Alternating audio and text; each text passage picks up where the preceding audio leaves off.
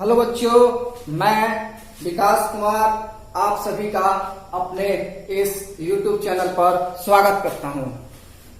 जैसा कि आप लोग और हम सब लोग मिलके चैप्टर ट्रिग्नोमेट्री पढ़ रहे हैं। ट्रिग्नोमेट्री के अभी तक चार क्लासेस हो चुके हैं। आज हम उसका नेक्स्ट क्लास नंबर 5 पढ़ेंगे। पिछले क्लास में मैंने आप लोगों को एक्सरसाइज 8.1 पढ़ाना शुरू किया था। उसमें हमने क्वेश्चन 1, 2 और 3 बना लिए हैं, समझ लिए हैं। आज हम क्वेश्चन 4 पढ़ेंगे। जैसा कि बोर्ड पर आपको दिख रहा है, क्वेश्चन 4 गिव है 15 cot A equal to 8 find sine A and sec A. अब आ जाते हैं इस क्वेश्चन को हिंदी में समझते हैं।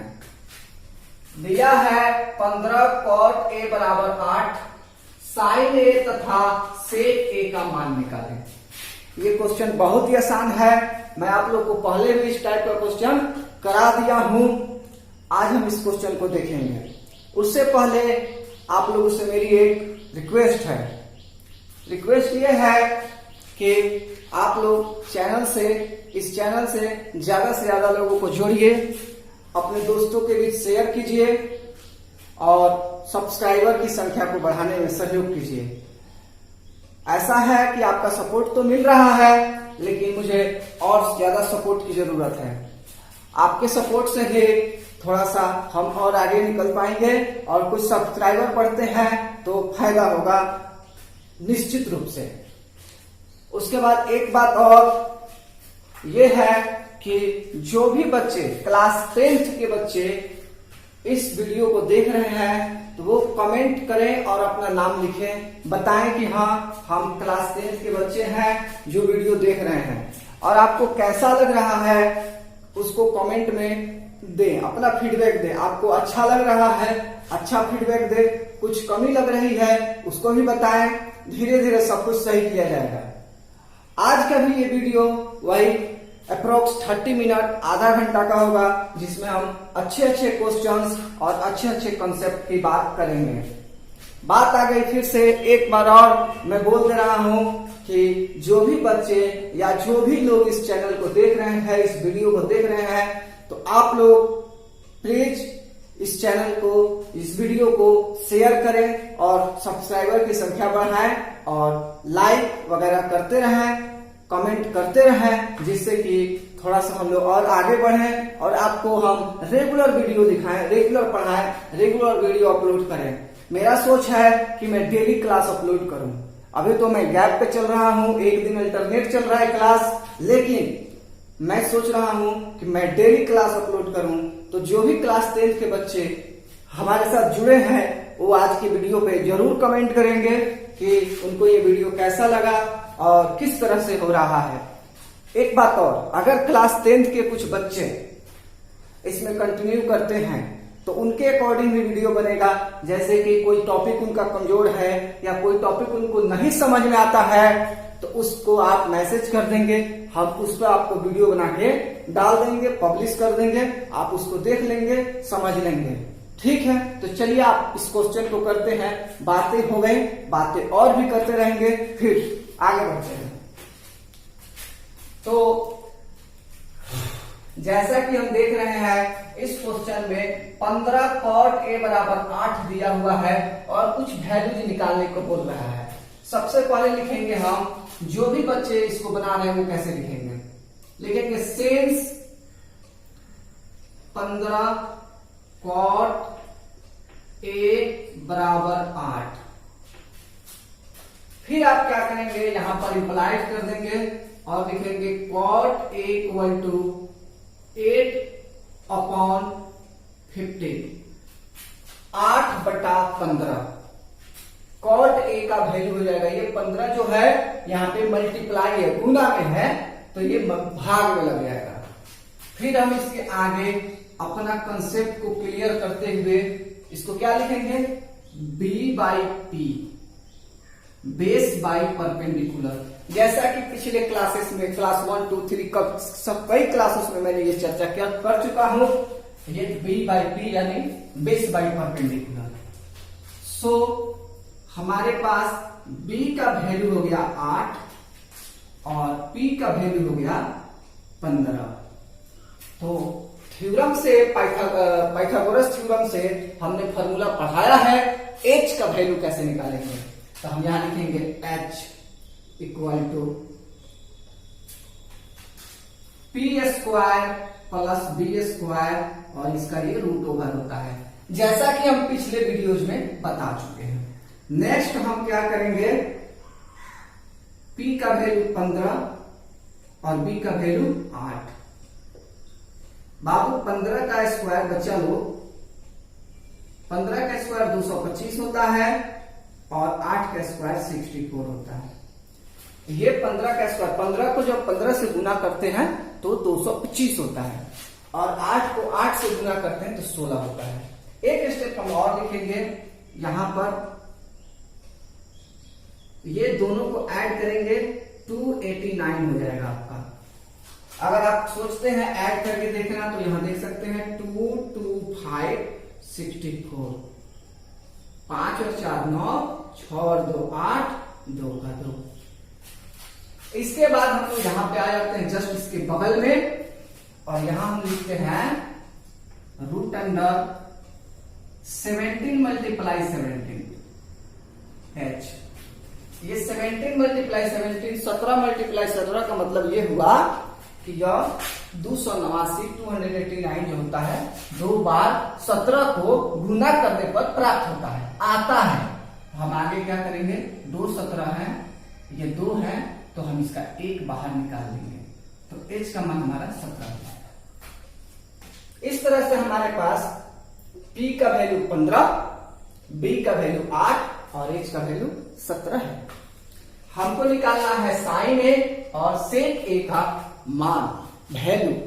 हम यहां पर फॉर्मूला लिखेंगे, देयरफॉर साइन a बराबर, पिछले वीडियोज में मैं बहुत अच्छे से बता चुका हूं कि साइन a बराबर होता है p by h, perpendicular by base, sorry perpendicular by hypotenuse. Hindi में बोले तो शीर्ष लंब बटा कर्ण।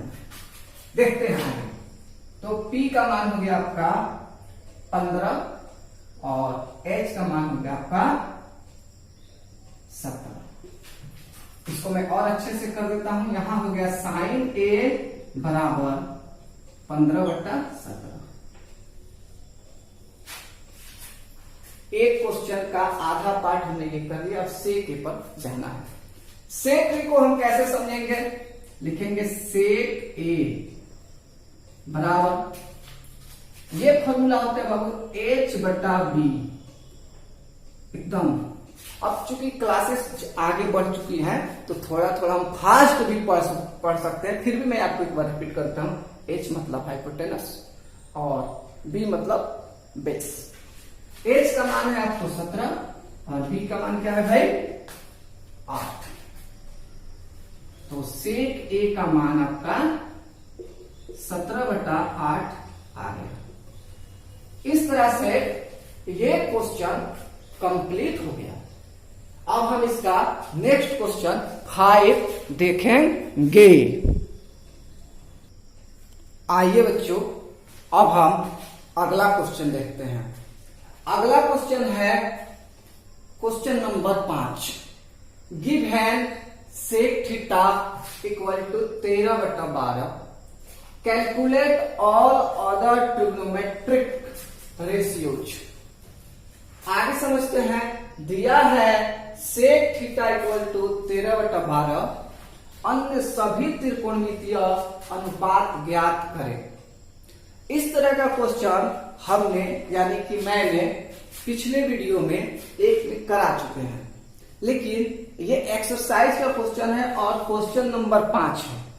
इसको भी बना के ट्राई करते हैं और समझते हैं कि कैसे बनता है, फिर हम लोग नेक्स्ट क्वेश्चन भी समझेंगे। तो चलिए देखते हैं। हम यहां लिखते हैं सेक थीटा बराबर 13/12। इसके बगल में हम लिखते हैं h/b। अब हमारे पास h का वैल्यू है बाबू 13 और b का वैल्यू है बाबू 12। तो बच कौन सा गया? P। हमारे पास P बच गया, यानी परपेंडिकुलर नहीं पता है। हम परपेंडिकुलर की बात करते हैं। देखिए P बराबर फॉर्मूला होता है हमारे पास √h² माइनस b²।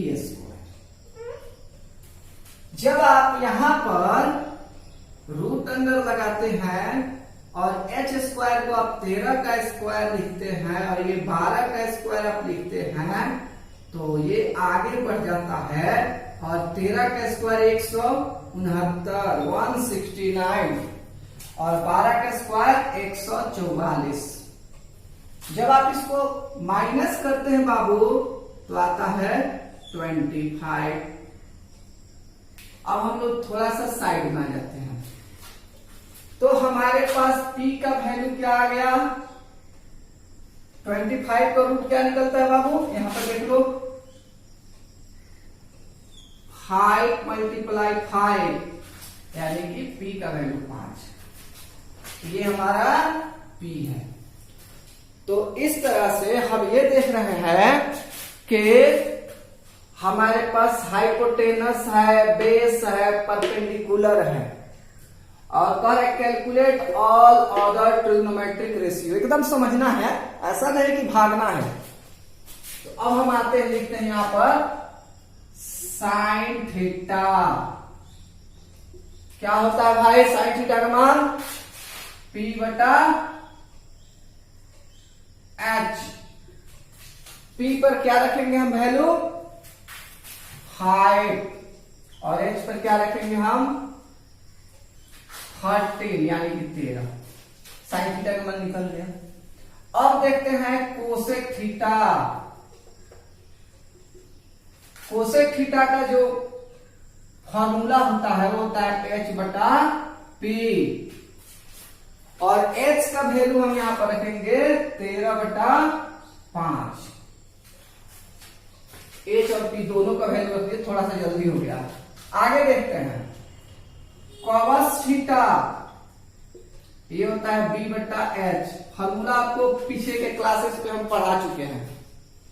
यहां b का वैल्यू है 12 और h का वैल्यू है 13। फिर हमारे पास सेक थीटा हमारे पास अवेलेबल है, हम यहां निकालेंगे tan थीटा।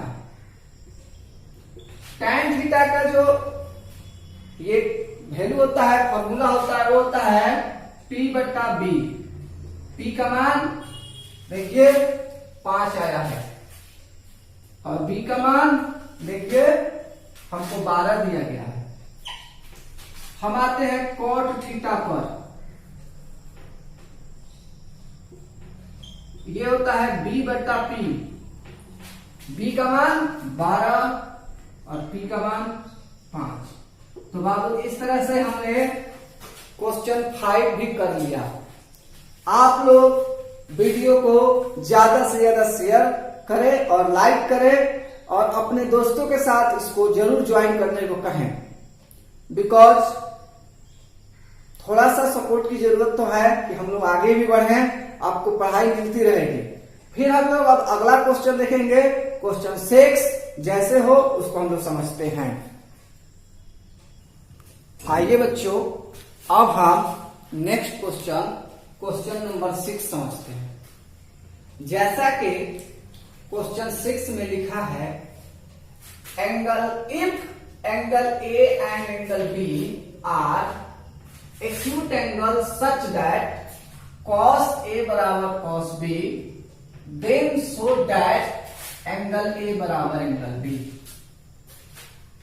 यहां लिख रहा है यदि कोण A तथा कोण B न्यून कोण हो और cos A बराबर cos B हो जाए, तब दिखाइए कि एंगल A बराबर एंगल B। हिंदी का वर्षन है वो मैंने इसके थ्रू अपने से लिखा है। हो सकता है किताब से थोड़ा बहुत वर्ड अंतर पड़ जाए, लेकिन क्वेश्चन सेम है। आगे हम समझते हैं इस क्वेश्चन को। इस क्वेश्चन में जो है हमको एंगल बराबर प्रूव करना है, और अगर इस क्वेश्चन को हम डिटेल में समझना चाहें तो इस क्वेश्चन से पहले हमारे पास ट्रायंगल का एक प्रॉपर्टी है। चैप्टर 6 में एक टॉपिक है ट्रायंगल। 6 चैप्टर ही ट्रायंगल है, उसमें एक टॉपिक है सिमिलर ट्रायंगल, यानी कि समरूप त्रिभुज। उसको समझना बहुत जरूरी है। अगर इस क्वेश्चन को अगर हमको समझना है बहुत ही अच्छे तरीके से, जैसे कि मैंने आप लोगों को बताया है कि हमको 1% का भी प्रॉब्लम नहीं चाहिए, तो इस क्वेश्चन को करने से पहले हम लोग आज सिमिलर ट्रायंगल का कॉन्सेप्ट समझते हैं, यानी कि त्रिभुज की समरूपता पर हम लोग बात करेंगे। जब त्रिभुज की समरूपता हमको पूरी तरह से समझ में आ जाएगी तब हम इस क्वेश्चन को बनाएंगे, क्योंकि ये क्वेश्चन तभी पूरी तरह से समझ में आएगा जब आप सिमिलर ट्रायंगल को अच्छे तरीके से समझते हैं। तो आज के वीडियो में हम पहले सिमिलर ट्रायंगल की बात कर लेते हैं और देखते हैं कि सिमिलर ट्रायंगल में हम लोग कहां तक समझ पाते हैं। फिर इसके बाद मैं आप लोग को एक basic concept of similar triangle यानी समरूपता, त्रिभुज की समरूपता, और कॉन्ग्रुएंस। कॉन्ग्रुएंस मतलब सर्वांग समता यानी सर्वांग सम, जो कि क्लास 9th में पढ़ना है। इस पर मैं हाफ आवर का, आधा घंटा का एक वीडियो बना दूंगा, similar triangle and congruence triangle. इसको समझने के लिए मैं एक बेहतरीन वीडियो बना दूंगा आगे की क्लासेस में। लेकिन इस क्वेश्चन को समझने से पहले हमको आज समझना होगा कि सिमिलर ट्रायंगल क्या होता है और कैसे काम करता है, उसकी क्या प्रॉपर्टीज है। तो बाबू इसी को आज हम समझने की पूरी कोशिश करते हैं और इसको समझ लेंगे।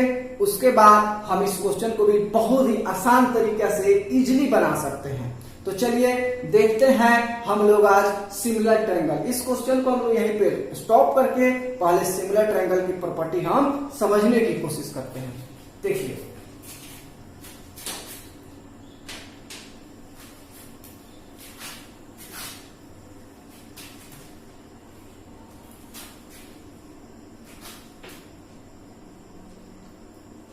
सिमिलर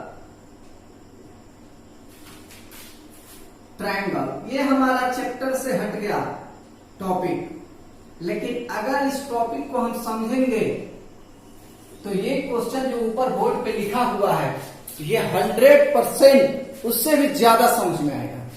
तो हम समझते हैं सिमिलर ट्रायंगल। हिंदी में इसको कहते हैं हम लोग समरूप त्रिभुज।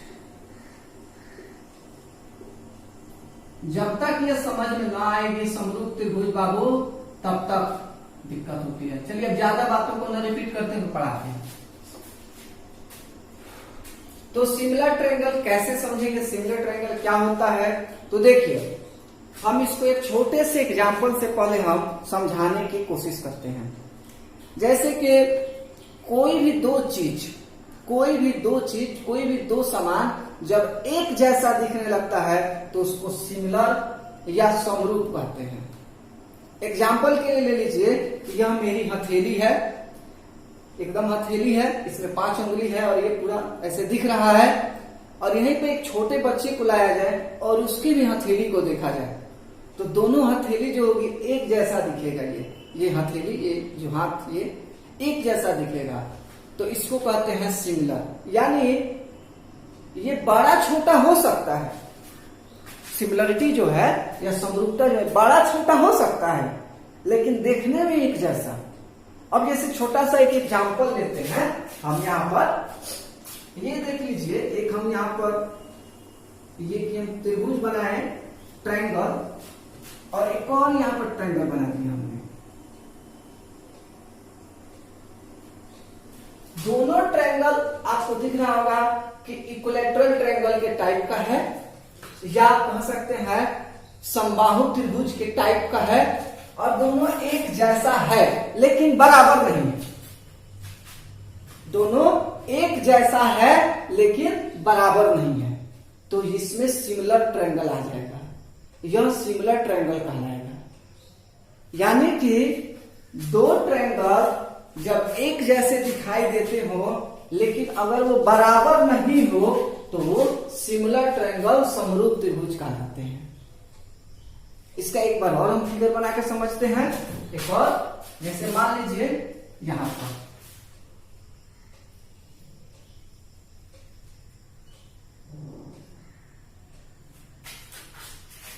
इसी टाइप का हम थोड़ा सा और बड़ा बना देते हैं। यहां पर देखिए,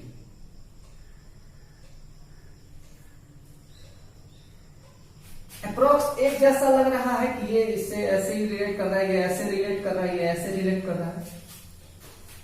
तो ये दोनों ट्रायंगल, ये दो ट्रायंगल और ये दो ट्रायंगल सिमिलर ट्रायंगल हो जाते हैं, समरूप त्रिभुज हो जाते हैं। यहां पे हम नाम भी दे सकते हैं, ABC DEF। यहां पे चलिए हम ऐसा नाम दे देते हैं PQR XYZ। तो जब ये ट्रायंगल यानी त्रिभुज जब आपस में सिमिलर दिखाई देने लगते हैं तो उसके कुछ रूल्स बनाए गए हैं हमारी पढ़ाई में, उसको हम समझते हैं आज।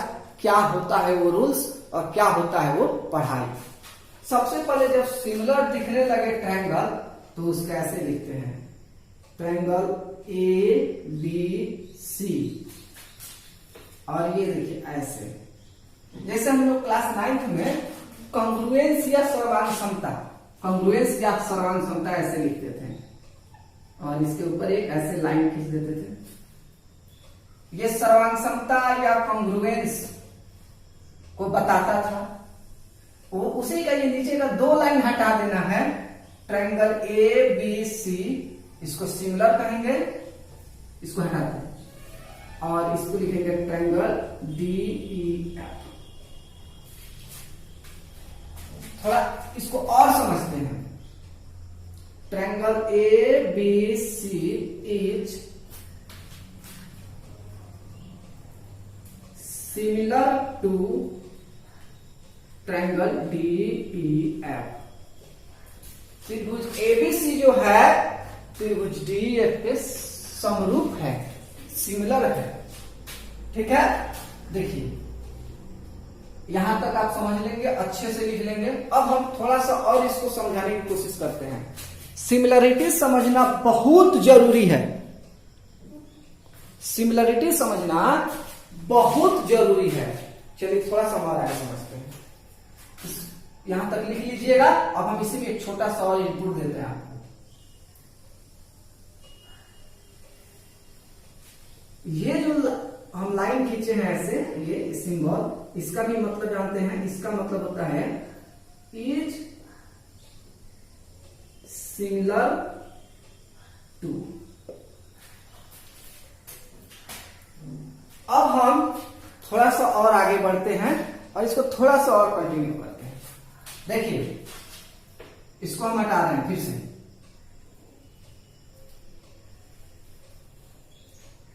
त्रिभुज ABC, त्रिभुज DEF के समरूप है, ऐसे हम लिख सकते हैं। जो भी हमारे दोनों bilingual Hindi medium English medium के बच्चे हैं, सबको प्रायोरिटी दी जाएगी, सबको समझाया जाएगा। इसलिए आप देखिए अच्छे से वीडियो, समरूप है।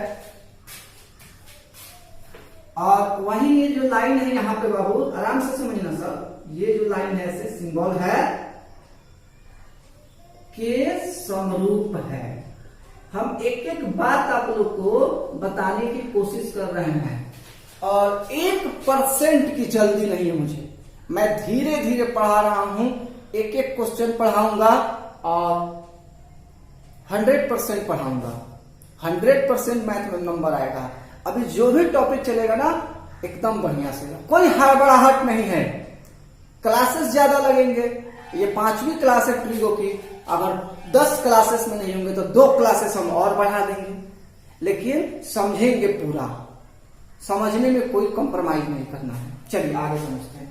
तो आप ये थोड़ा बहुत समझ गए कि एक ट्रायंगल हो और फिर एक और ट्रायंगल हो और दोनों ट्रायंगल एक जैसा दिखने लगे, छोटा या बड़ा सा मैटर, छोटा बड़ा होगा लेकिन दिखने में एक जैसा हो तो वो सिमिलर ट्रायंगल, समरूप त्रिभुज कहलाता है। फिर हम लोग क्या करेंगे, अब इसके कुछ बारे में समझेंगे कि जब कोई दो ट्रायंगल सिमिलर होते हैं तो क्या क्या होता है। चलिए थोड़ा सा और समझने की कोशिश करते हैं। जो मैटर हम यहां पे लिखे हैं ट्रायंगल एबीसी से ट्रायंगल डीईएफ में, वही मैटर ट्रायंगल पीक्यूआर से ट्रायंगल एक्सवाईजेड में भी लिखा जा सकता है। एक स्टेप मैं लिख के दिखाता हूं। यहाँ पे आप लिख सकते हैं triangle PQR is similar to triangle XYZ.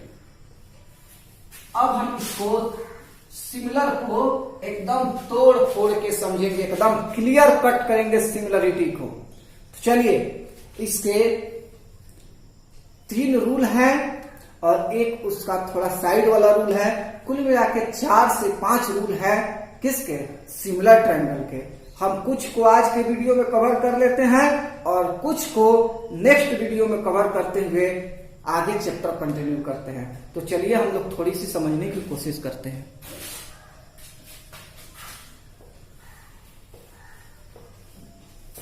देखिए,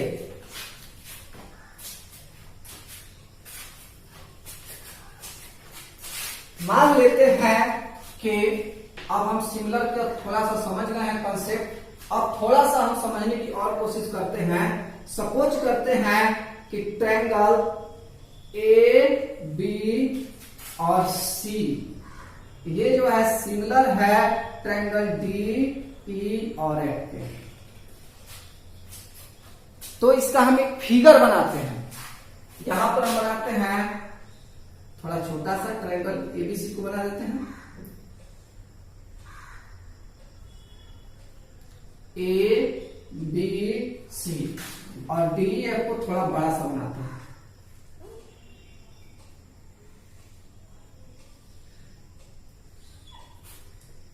यहां पे डी रहेगा ई एफ। अगर यह ट्रायंगल एबीसी, हाँ ऊपर हम लिख चुके हैं ट्रायंगल एबीसी ट्रायंगल डीईएफ के सिमिलर है, तब हमारे पास 2 ऑप्शन आते हैं। पहला ऑप्शन क्या होता है, angle A angle B, sorry angle A angle D के बराबर होगा, एंगल बी एंगल ई के बराबर होगा और एंगल सी एंगल एफ के बराबर होगा। अगर 2 ट्रायंगल आपस में सिमिलर हो जाते हैं तो एंगल ए एंगल डी के बराबर होगा, एंगल बी एंगल ई के बराबर होगा और एंगल सी एंगल एफ के बराबर होगा। इस बात को समझना है।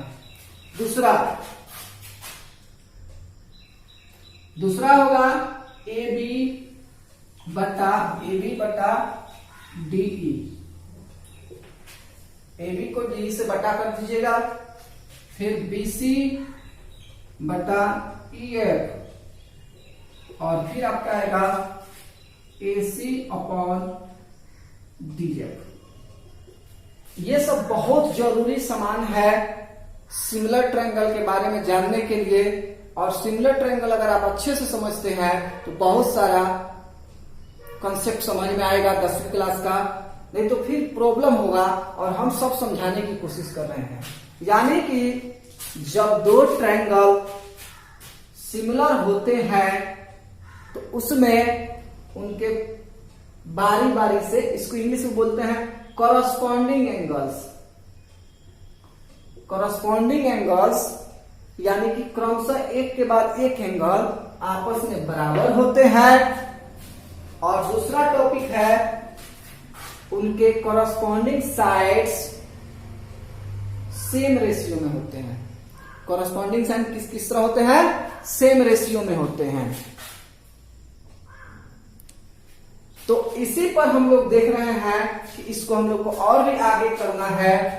तो आज चूंकि हाफ आवर का वीडियो हो चुका है, हम जो समझाए हैं आपको सिमिलर ट्रायंगल, यानी कि जब दो ट्रायंगल आपस में कब सिमिलर होते हैं, जब उनके बारी बारी से साइड आपस में बराबर हो जाए और उनके कॉरस्पॉन्डिंग साइड आपस में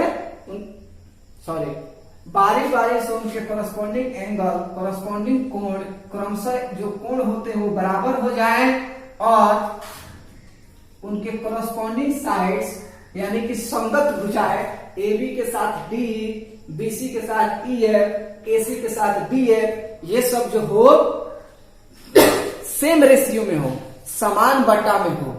तो इसको थोड़ा सा हम 2 मिनट और बढ़ाते हैं कि और अच्छा से समझ में आ जाए। 2 मिनट। अब देखिए, अगर बराबर करने की बात जो आई थी अभी, उस पर थोड़ा सा और समझ लेते हैं हम लोग, थोड़ा सा।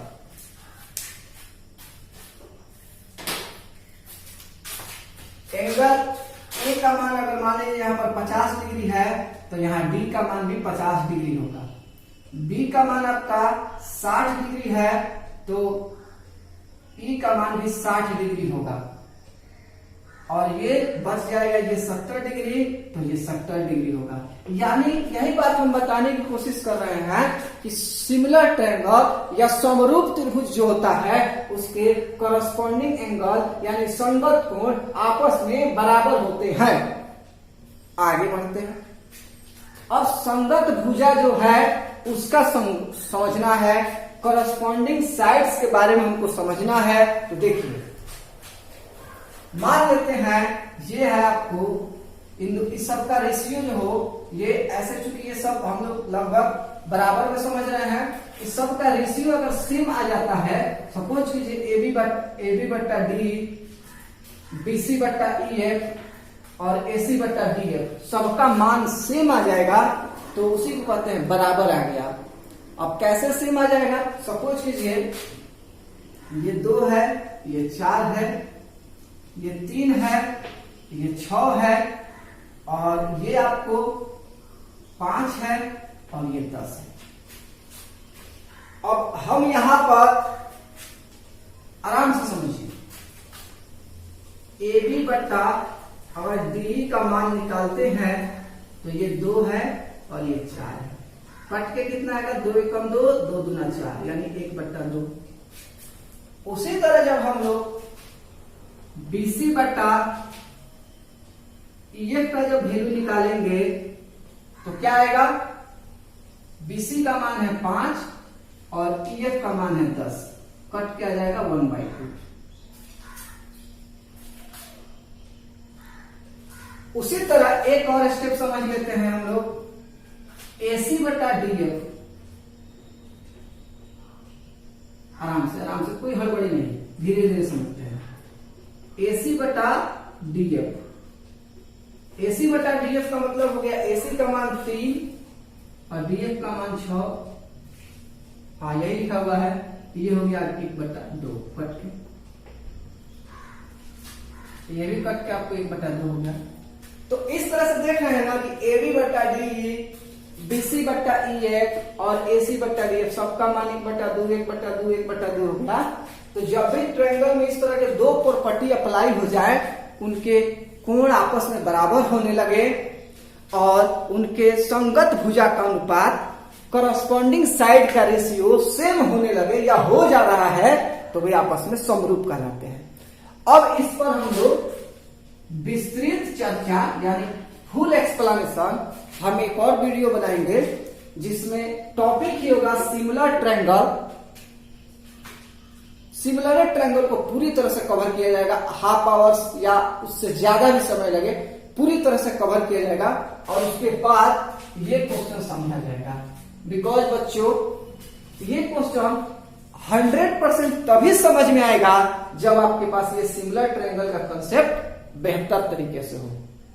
मैं आपको एक बार रिपीट कर दूं कि जहां भी आपको दिक्कत हो आप कमेंट करें, वीडियो को पॉज करके रोक करके सबको नोट कर ले और कॉपी एक अच्छा सा बनाए, फेयर कॉपी, क्लास 10th के बच्चे स्पेशली।